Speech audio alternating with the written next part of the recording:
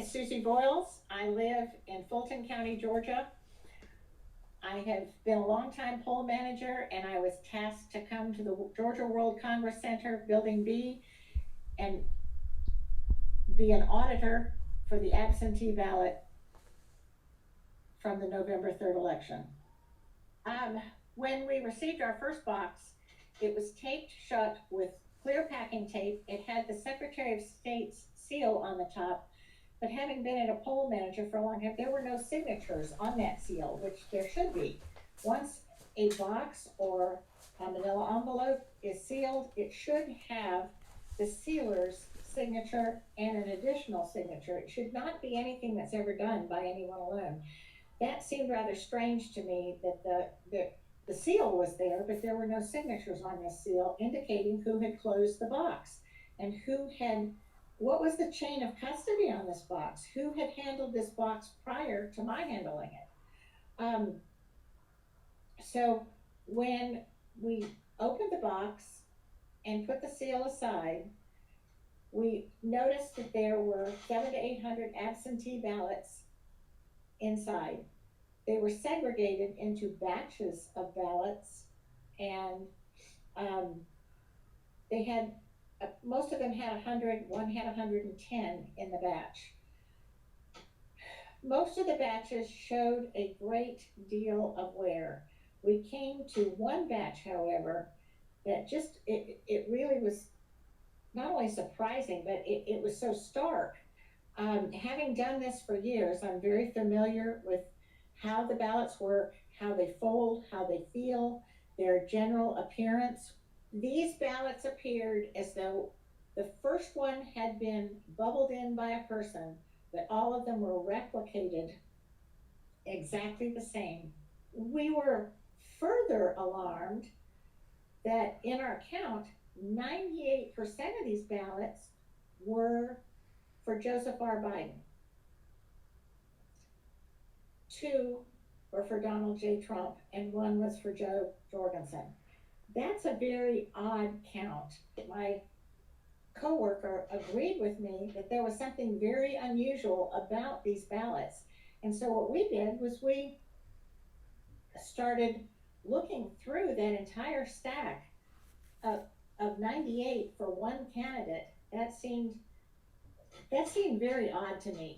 Every single ballot was absolutely identical, and they appeared to be printed rather than with some sort of marking device. And the fact that, there was a little eclipse in an oval that was void in exactly the same spot in all these ballots. We didn't see any differentiation, even when it came to the Senate candidates, or when it came to some of the referendums on the back. Everything was precisely the same. I've never seen that before in 20 years. Besides that, it just really disturbed me that these ballots did not appear to have been ever used as an absentee ballot. When you request an absentee ballot, that ballot comes to you in the mail. You don't receive that ballot as a long sheet of white paper with candidates on each side.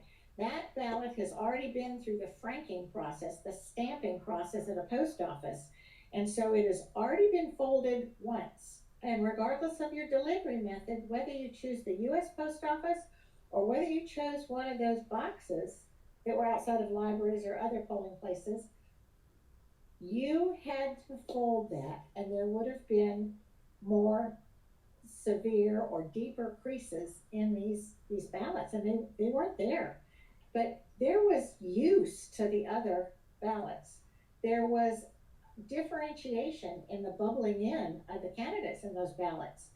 And this particular batch of this nearly 800 ballots, it was a stark contrast to the other ballots that were in there. There was a difference in how they were bubbled, and the fact that 98% of them were bubbled for Joseph R. Biden that was alarming to us.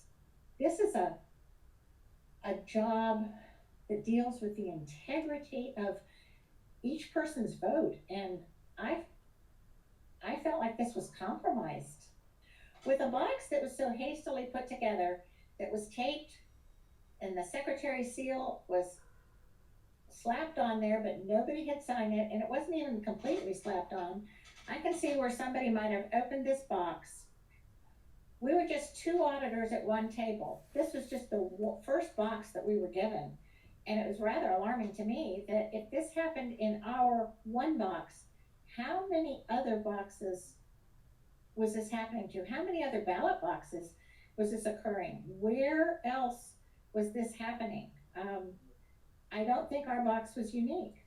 And this could change things on a massive scale.